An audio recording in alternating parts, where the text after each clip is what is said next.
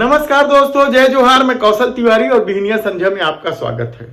2047 के सपनों के चकाचौंध दिखाकर देश के प्रधानमंत्री नरेंद्र मोदी जिस तरीके से अपने 10 साल के करतूतों पर लाल कारपेट बिछाकर गुप्त अंधेरा कर देना चाहते हैं, ताकि लोग न देखें कि पिछले 10 साल में मोदी सत्ता ने आखिर किया क्या है। बढ़ती महंगाई, बेलगाम बेरोजगारी, मनमाना विदेशी कर्ज और देश की संपत्तियों को कारपोरेट मित्रों के हवाले के आरोप क्या 2047 के चकाचौंध और सपनों में ढक जाएंगे। सवाल सिर्फ धर्म की पट्टी बांधकर अपने करतूतों को अंजाम देने का नहीं है। सवाल तो 2024 का वह लोकसभा चुनाव है जो आने वाले दिनों में देश की दशा और दिशा तय करने वाली है। क्या लोकतंत्र बचेगा या लोकतंत्र को अपने चाबुक से हकाला जाएगा। ऐसे कई सवाल इसलिए उठे क्योंकि इस दौर में तमाम संवैधानिक संस्थान सबको अपने कब्जे में कर लिया गया और यहां तक कि चुनाव आयुक्त को लेकर भी अब सवाल उठने लगे हैं और कहा जा रहा है कि जिस चुनाव आयुक्त गोयल ने इस्तीफा दिया है उसकी वजह भी मोदी सत्ता है। सीबीआई और ईडी जैसे एजेंसियों के सहारे किस तरीके से भ्रष्टाचारी नेताओं को अपनी पार्टी में लाया गया या फिर जो उनकी पार्टी में नहीं आए उन्हें जेल भेज दिया गया, सब कुछ तो इस देश ने देखा है। तो क्या आने वाले दिनों में अब वन नेशन वन इलेक्शन का जो सिगुपा छोड़ा गया है या दूसरे मीम फैलाए जा रहे हैं, वह इस देश में कांग्रेस के उस आरोप को सही साबित करता है कि क्या 2024 के बाद सचमुच इस देश में कोई चुनाव नहीं होगा, केवल नियुक्तियों के माध्यम से सब कुछ कर लिया जाएगा। यह सवाल इसलिए महत्वपूर्ण है और इसलिए उठाए जा रहे हैं क्योंकि कल ही छत्तीसगढ़ सरकार, हम सरकार इसलिए कह रहे हैं क्योंकि छत्तीसगढ़ के उप मुख्यमंत्री विजय शर्मा ने साफ तौर पर कहा कि पंचायतों में चुनाव या मतदान के विकल्प तलाशे जा रहे हैं। तो क्या छत्तीसगढ़ सरकार की यह मंशा साफ हो गई है कि अब पंचायतों में चुनाव नहीं कराएंगे। हालांकि जब पत्रकारों ने इस मामले को लेकर सवालों की बौछार कर दी तो विजय शर्मा को कहना पड़ा कि मेरी मंशा ऐसा नहीं है, हम तो विकल्प तलाश रहे हैं। और दलील भी इतनी बचकाना थी कि हैरानी होती है कि उप मुख्यमंत्री जैसे पद पर बैठा व्यक्ति इस तरीके का दलील देता है कि यदि घर में चुनाव होगा तो विवाद हो जाएगा, मतदान की स्थिति आएगी घर में तो विवाद हो जाएगा। एक घर में 9 सदस्य हैं, 2 लोगों को चुनाव में खड़ा कराया जाए और 2 लोगों को चुनाव में खड़े करा करके गुप्त मतदान किया जाए और फिर परिणाम निकलेगा। फिर क्या होता है, घर में थोड़ा बात पड़ जाती, भाई क्या है। तो पंचायतों में जो वार्ड है, ग्राम पंचायत तक भी मैं सोचता हूं हमारे पास और चयन की क्या प्रक्रिया हो सकती है, इस पर भी लोगों के सुझाव लिए जाएंगे। स्थानीय छोटे स्तर पर गुप्त मतदान से परेशानियां भी बढ़ी। आप अपने घर में एक बार सोचकर देख लें कि आप 2 लोग चुनाव पर खड़े होंगे, गुप्त मतदान होगा, फिर एक जीतेगा, फिर क्या चर्चा होगी। तो क्या विवाद के डर से चुनाव ही नहीं कराए जाएंगे। वैमनस्यता फैलती है, ये शब्द थे उनके कि पंचायतों में छोटे छोटे जगह पर चुनाव कराने से वैमनस्यता बढ़ती है गांव में, इसलिए दूसरे विकल्प पर विचार किया जा रहा है। और ऐसा नहीं है कि यह प्रयोग पहली बार हो रहा है। ऐसा प्रयोग राजधानी में तब हुआ जब लगातार घटनाएं बढ़ने लगी। घटनाओं को रोकने की बजाय रात को 10 बजे राजधानी बंद करने का फरमान जारी कर दिया। पुलिस या जूतों की धमक और सायरन रात 10 बजे के बाद इस शहर में गूंजने लगी और हालत ये हो गई कि लोगों को एक चाय तक नसीब होना मुश्किल हो गया। यानी कानून व्यवस्था तो संभल नहीं रही है, दुकानें बंद कर दो। ये कौन सा विकल्प है सत्ता के पास? तो क्या ग्रामीण क्षेत्रों में तनाव बढ़ने की वजह से या वैमनस्यता बढ़ने की वजह से चुनाव ही ना कराई जाए? हालांकि विजय शर्मा का कहना है कि यह केवल सुझाव है, मैं खुद चाहता हूं कि बेहतर विकल्प हो। और क्या बेहतर विकल्प कोई और हो सकता है लोकतंत्र में मतदान के अलावा? लेकिन सत्ता की ठसक है, धमक है, उनका अपना खेल है और सब कुछ इस दौर में सत्ता अपने में समेट लेना चाहती है, अपनी मनमानी करना चाहती है। इसलिए क्या पंचायत चुनाव भी नहीं कराए जाएंगे? हालांकि यह राज्य सरकार के स्तर का मामला नहीं है, यह राज्य सरकार के हाथ में नहीं है।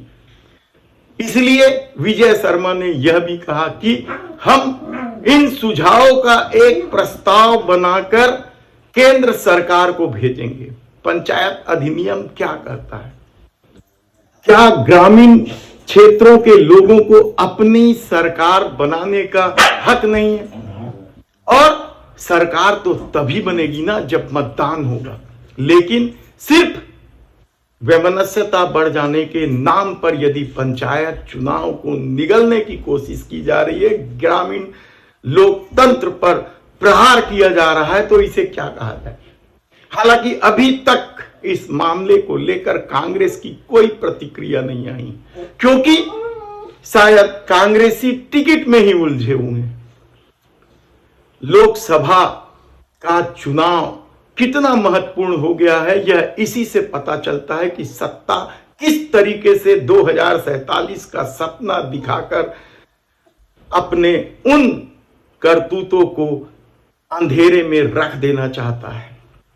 उस चकाचौंध की रोशनी में क्या लोग भूल जाएंगे, या धर्म की पट्टी बांधे लोग इतने प्रभावी हो गए हैं कि वे अब चुनाव जैसी संस्था को या अधिकार को भी निगल लेना चाहते हैं? ऐसे कई सवाल हैं, लेकिन अभी तक इस मामले को लेकर कांग्रेसी खामोश है या दूसरे तमाम विपक्षी दल खामोश है।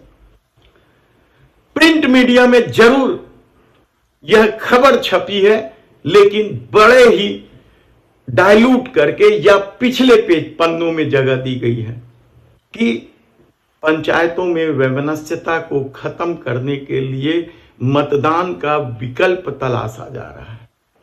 तो क्या आने वाले दिनों में विधानसभा चुनाव में भी तो वैमनस्यता होती है?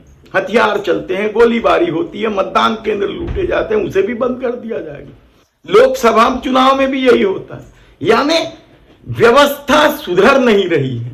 तो क्या व्यवस्था नहीं सुधरेगी तो उन संस्थानों को ही खत्म कर दिया जाएगा? यह गजब का तर्क है। लेकिन इस दौर में मोदी की गारंटी यदि सब कुछ है या मोदी की गारंटी हावी होता जा रहा है, तो यकीन मानिए कि आने वाले दिनों में लोकसभा चुनाव के बाद क्या कुछ होगा कहना कठिन है। तो दूसरी तरफ छत्तीसगढ़ कांग्रेस में भगदड़ की स्थिति बनी हुई है। अभी सिर्फ 6 सीटों में प्रत्याशी की घोषणा हुई है और बहुत सारे कांग्रेसी पार्टी छोड़ने लगे हैं और कई लोग तो भारतीय जनता पार्टी में भी जाने लगे हैं। और ऐसा नहीं है कि यह भगदड़ की स्थिति सिर्फ कांग्रेस में है। हरियाणा में भी तो कल एक जाट नेता, दमदार जाट नेता ने भारतीय जनता पार्टी छोड़ दिया और कांग्रेस चले गए। तो बंगाल में क्या हो रहा है? बंगाल में इंडिया गठबंधन खत्म और ममता बनर्जी ने सभी 42 सीटों पर अपने प्रत्याशी उतार दिए हैं। और न केवल प्रत्याशी उतारे हैं बल्कि अपनी मंशा भी जाहिर कर दी है। यूसुफ पठान या कीर्ति आजाद जैसे लोगों को चुनावी समर में उतारकर कांग्रेस के दिग्गज नेताओं के खिलाफ, अधीर रंजन के खिलाफ मैदान पर उतारा गया है यूसुफ पठान को। यह अधीर रंजन का गढ़ माना जाता है। बड़ी संख्या में मुस्लिम वोट है यहां और यूसुफ पठान को उतारने का साफ मतलब है कि ममता बनर्जी आर पार की लड़ाई लड़ना चाहती है। तो छत्तीसगढ़ में वापस लौट जाए। बचे 5 सीट, जिसमें से 4 आदिवासी आरक्षित सीट है। बस्तर, कांकेर, रायगढ़, सरगुजा। कांग्रेस के सामने सबसे बड़ी दिक्कत यह है कि उस पर यहां महिला प्रत्याशी ज्यादा से ज्यादा उतारने का दबाव है। और जो दावेदार अब तक जो दिखे हैं, रायगढ़ को छोड़, जहां जयमाला देवी का नाम सामने है, बाकी जगह पुरुष ही दावेदार है। बस्तर और कांकेर को लेकर पेंच फंसा हुआ है। दीपक बैच चुनाव लड़े नहीं लड़े, यह हाईकमान को तय करना है। हमने पहले ही बताया कि यदि बेहतर विकल्प चाहती है कांग्रेस या चुनाव जीतना चाहती है तो जगदलपुर से लखेश्वर बघेल सबसे बेहतर प्रत्याशी है। हालांकि वहां पहले मंत्री रहे और सालों से चुनाव जीतते रहे कवासी लखमा भी अपने पुत्र हरीश लखमा के लिए पूरी ताकत झोंक चुके हैं। तो कांकेर में पिछला चुनाव हारने वाले बीरेश ठाकुर की दावेदारी सबसे ज्यादा मजबूत है, क्योंकि सबसे कम वोटों से हारे थे। वे केवल 5-6 हजार वोटों से हारे थे। लेकिन वहां भी दीपक बैच की नजर है, प्रदेश कांग्रेस अध्यक्ष की, और पूर्व कांग्रेस अध्यक्ष मोहन मरकाम की भी नजर है। इसलिए पेंच पूरी तरीके से फंसा हुआ है। सरगुजा में भी यही स्थिति है, क्योंकि सरगुजा में भारतीय जनता पार्टी ने कांग्रेस से आए चिंतामणि महाराज को मैदान में उतारा है और वे घोषित अघोषित कुछ भी कह लें आप, टीएस बाबा के सबसे प्रबल प्रतिद्वंदी माने जाते हैं। ऐसे में बाबा नहीं चाहेंगे कि चिंतामणि महाराज किसी भी हाल में चुनाव जीते, और शायद यही वजह है कि वहां खूब माथापच्ची हो रही है। एक सामान्य सीट बिलासपुर की, जहां भारतीय जनता पार्टी ने तोखन साहू को चुनाव मैदान में उतारा और साहू वोटों को साधने की कोशिश की गई है। कहा जाता है कि बिलासपुर लोकसभा क्षेत्र में भले ही पिछली बार भी अरुण साव, जो अभी उप मुख्यमंत्री हैं छत्तीसगढ़ सरकार में, वे चुनाव जीते थे, वे भी साहू समाज से आते हैं, लेकिन वहां यादव समाज भी प्रभावशाली है। इसके अलावा यह भी तलाशा जा रहा है कि क्या सामान्य वर्ग से किसी को प्रत्याशी बनाया जा सकता है। मामला फंसा हुआ है, लेकिन जिन स्थानों पर टिकट दे दी गई है उसमें जांजगीर चांपा सबसे महत्वपूर्ण सीट है, एकमात्र एससी रिजर्व सीट है, और यहां से भारतीय जनता पार्टी ने कमलेश जांगड़े, महिला हैं, उन्हें टिकट दी है। तो कांग्रेस ने अपने पूर्व मंत्री शिव डहरिया को मैदान में उतारा है। शिव डहरिया 2009 में भी चुनाव लड़ चुके हैं और 2009 में उन्हें 87,000 वोटों से हार का सामना करना पड़ा था कमला देवी पाटले से। उसके बाद हुए चुनाव लगातार भाजपा वहां से जीतती रही है, जबकि यह एससी रिजर्व सीट है। और पिछली बार यहां से चरणदास महंत भी हार चुके हैं, जब यह रिजर्व सीट नहीं था 2004 में, और 11,000 वोटों से हारे थे। उसके बाद पिछला चुनाव गुहाराम अजगले ने जीता था, वह 82,000 वोट से जीते थे। ऐसे में जब शिव डहरिया को प्रत्याशी बनाया गया तो अचानक जांजगीर चांपा क्षेत्र के कई कांग्रेसी भारतीय जनता पार्टी में चले गए। ताकि यह शिव डहरिया के टिकट की वजह से नहीं है, दूसरी वजह है।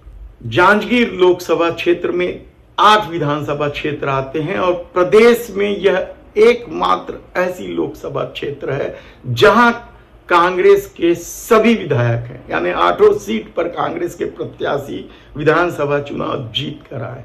बेहद मजबूत स्थिति में है कांग्रेस यहां, लेकिन कांग्रेस क्यों छोड़ा जा रहा है, यह भी एक प्रमुख सवाल है। और जिन लोगों ने कांग्रेस छोड़ा है उनकी पहचान ही कांग्रेस की थी। लंबे अरसों से वे कांग्रेस के दिग्गज नेताओं में शुमार थे, कहा जाए तब भी गलत नहीं होगा। चुन्नीलाल साहू विधायक भी रहे और चुलेश्वर चंद्राकर तो पिछड़ा वर्ग के प्रदेश अध्यक्ष रहे। उन लोगों ने टिकट मांगी थी और टिकट नहीं मिली थी विधानसभा में, तब से नाराजगी चल रही थी। और जब कांग्रेस जीत गई और उन्हें लगा कि आने वाले 10 साल कुछ नहीं होने वाले हैं, तो शायद इस वजह से वे भाजपा में चले गए। लेकिन ये सिर्फ अकलतरा और जयपुर विधानसभा क्षेत्र का मामला है। चुन्नीलाल साहू और चुलेश्वर चंद्राकर इन्हीं क्षेत्रों से आते हैं, लेकिन कांग्रेस यहां मजबूत है। और ऐसी परिस्थिति में रास्ता शिव डहरिया के लिए कितना आसान होगा या मुश्किल होगा, यह भी से कहना कठिन है, क्योंकि अभी तो आचार संहिता भी नहीं लगी। हालांकि शिव डहरिया जब भी चुनाव लड़ते हैं दमदारी से लड़ते हैं। विधानसभा का चुनाव आरंग से वे हार गए, एक लहर थी कांग्रेस के खिलाफ, इसलिए वे चुनाव हार गए। दूसरा जो महत्वपूर्ण सीट है हाई प्रोफाइल, वह है राजनांदगांव, जहां भूपेश बघेल को चुनाव मैदान में उतारा गया है। हालांकि महासमुंद की भी बात कर लेते हैं। महासमुंद में विवाद की स्थिति है। साहू समाज के बड़े नेता, कांग्रेस के बड़े नेता, दुर्ग क्षेत्र के बड़े नेता ताम्रध्वज साहू को महासमुंद से टिकट दे दिया गया और उसे लेकर वहां के कांग्रेसियों में बेहद नाराजगी, और वे कल राजीव भवन भी जा पहुंचे थे विरोध करने के लिए। कहा जा रहा है कि जबरदस्त विरोध है, और विरोध को देखते हुए हाईकमान क्या प्रत्याशी बदल देगा, यह सवाल उठने लगा है। हालांकि प्रत्याशी बदलने को लेकर या प्रत्याशी के सीट छोड़ने को लेकर अफवाह रायपुर लोकसभा क्षेत्र की भी उड़ाई गई, और विकास उपाध्याय को सामने आकर कहना पड़ा कि वे कांग्रेस के सच्चे सिपाही हैं, वे मैदान नहीं छोड़ने वाले। मैं समझता हूं कि मेरे जीवन का सबसे बड़ा उपहार है। मैं इसी कांग्रेस पार्टी से 3 बार विधानसभा का टिकट और अब लोकसभा का टिकट पार्टी ने मुझको दिया। मुझ पर विश्वास किया, और इस विश्वास पर खरा उतरकर दम से हम लड़ेंगे और चुनाव जीतेंगे। साथियों, आप सबसे निवेदन है कि हम सब, मैं परसों 12 तारीख को रायपुर लौट रहा हूं।